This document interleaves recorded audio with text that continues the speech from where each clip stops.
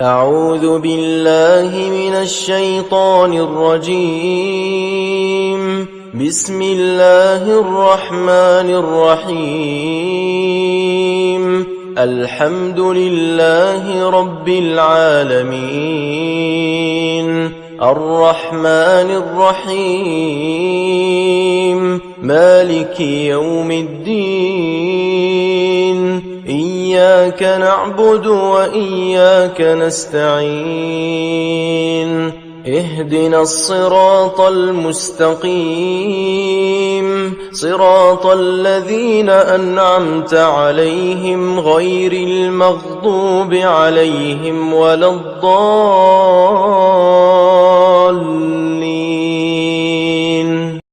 Maka biasakanlah selanjutnya adalah zikir, doa dan istighfar kepada Allah Subhanahu wa ta'ala. Yang minggu kemarin bagaimana istighfar atas segala dosa-dosa kita ya, kepada Allah Subhanahu wa ta'ala. Kita perbaiki hubungan kita kepada sesama manusia agar supaya ibadah puasa kita diterima oleh Allah Subhanahu wa ta'ala. Puasa yang pertama, kecuali orang-orang yang menurut syariat Islam diperbolehkan untuk tidak berpuasa.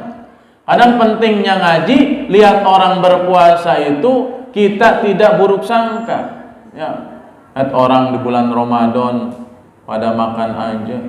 Nah, kadang kita merasa diri kita soleh, ya, menghakimi orang lain yang tidak berpuasa. Padahal menurut Islam, ya, ada orang-orang yang diperbolehkan untuk tidak berpuasa. Kita berbaik sangka saja kepada orang yang tidak berpuasa. Kepada siapa diantaranya? Kepada anak kecil. Oh, si itu nggak puasa, mungkin dia anak kecil kali. Masa udah punya anak dibilang anak kecil? Ya. Anak kecil sebelum dia balik. Ya, bukan anak kecil, mungkin dia orang gila. Ya. Bebas orang gila. Ya. Tidak berpuasa. Baik itu orang gila disengaja maupun tidak disengaja. Secara fikih gitu, Pak. Nyatanya nggak tahu apa ada orang gila yang disengaja. Stres sekali. Secara fikih ada orang gila yang disengaja dan ada orang yang gila disengaja. Beda kalau orang gila yang disengaja, dia wajib mengqadha nanti setelah sembuh. Ya. Kalau orang gilanya tidak disengaja, ya, tidak diharuskan untuk mengqadha atas puasa yang ditinggalkan. Oh, mungkin dia sakit. Nah, orang sakit pun boleh meninggalkan puasa. Atas dasar apa? Atas dasar pengalaman pribadinya, jujur, Pak. Ya. Kenapa lu nggak puasa? Ini tumbuh jerawat satu, sakit, bisulan tuh. Lagi pilek, ini nggak puasa. Jadi mengakibatkan sakitnya itu, ya, semakin parah. Atau yang kedua, atas saran dokter muslim bahwa kamu jangan dulu berpuasa baru, ya, kita tidak melaksanakan puasa. Tapi setelah sembuh wajib mengqadhanya. Beda sakitnya yang tidak bakalan sembuh-sembuh. Nah, ini seperti orang tua. Kalau orang sakit mah ada dua jenis. Ada kesempatan sembuh lagi dia, ada kesempatan yang tidak sembuh. Ada yang kesempatan sembuh dia wajib mengqadha, dan yang tidak sembuh nanti membayar fidyah. Ya.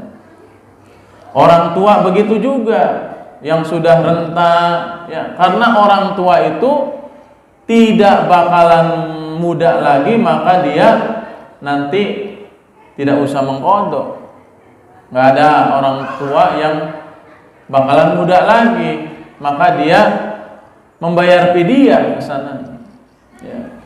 Ada yang bepergian, ya, bepergian berapa kilo, Pak?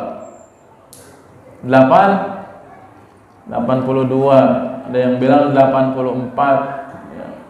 Itu boleh berbuka dengan ketentuan-ketentuannya.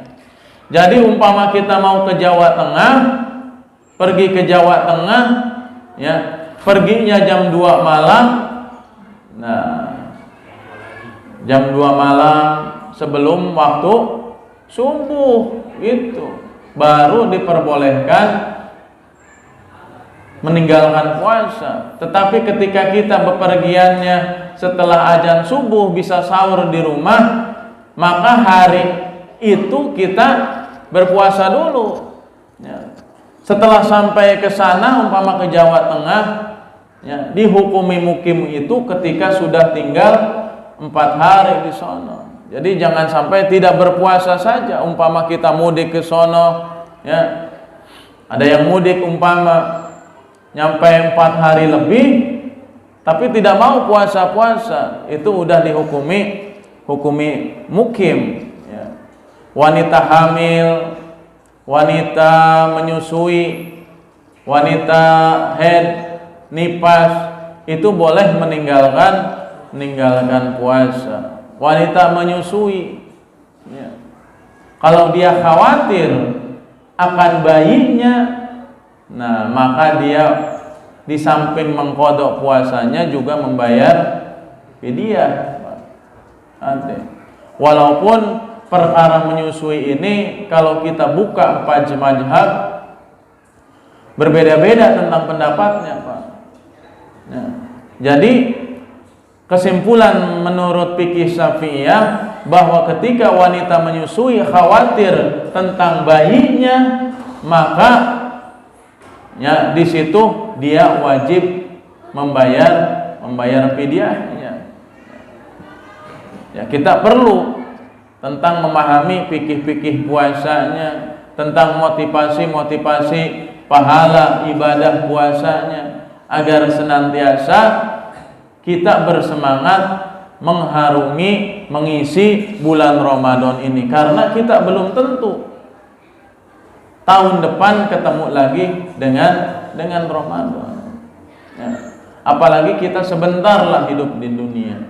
Wa inna darul akhirah lahiyal hayawan law kanu ya'malun. Dan negeri akhirat itulah sebenar-benar kehidupan jika ia mengetahui. Disinilah yang membuat hamba-hamba Allah yang beriman bermujahadah, sungguh-sungguh, serius, ikhlas dalam ibadah, dalam amal soleh, dalam kemuliaan akhlak.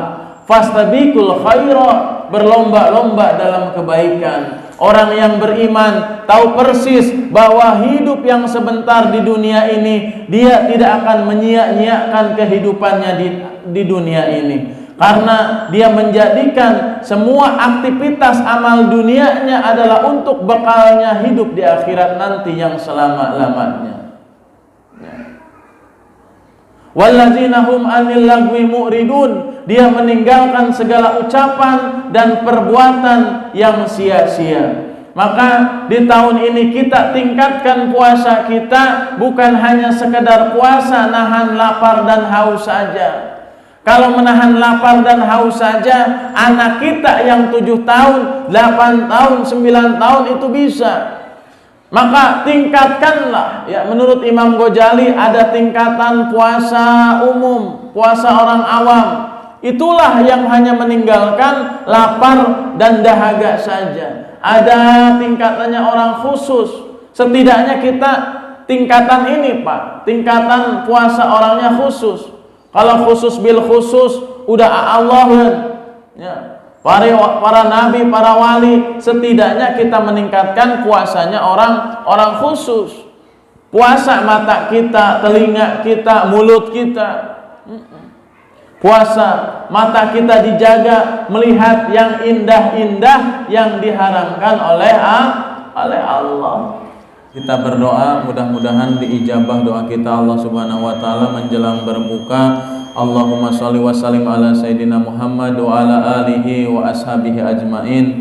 Ya Allah ya Rahman ya Rahim, ampuni di bulan Ramadan ini ya Allah, sebusuk apapun diri kami ya Allah. Ampuni sekelam apapun masa lalu yang telah kami jalani ya Allah. Ampuni semua dosa yang sengaja tidak sengaja. Ampuni semua yang dosa yang selalu berulang-ulang kami lakukan ya Allah ya Rahman ya Rahim. Allahumma ighfir lana wa liwalidayna warhamhuma kama rabbayana shaghira. Ya Allah, rahmati ampuni pula dosa kedua orang tua kami ya Allah. Sehat afiatkan kedua orang tua kami ya Allah. Jadikan akhir hayat kedua orang tua kami husnul khatimah. Jadikan kuburan kedua orang tua kami raudhah min riyadil jannah, taman di antara taman-taman surgamu.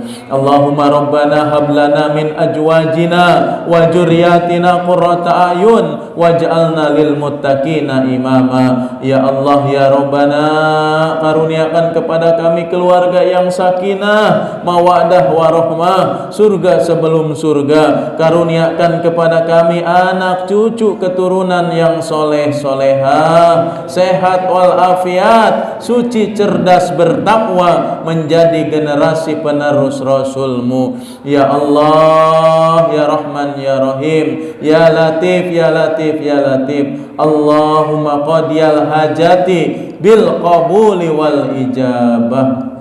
Silahkan doa masing-masing, hajat masing-masing, berdoa kepada Allah Subhanahu wa taala.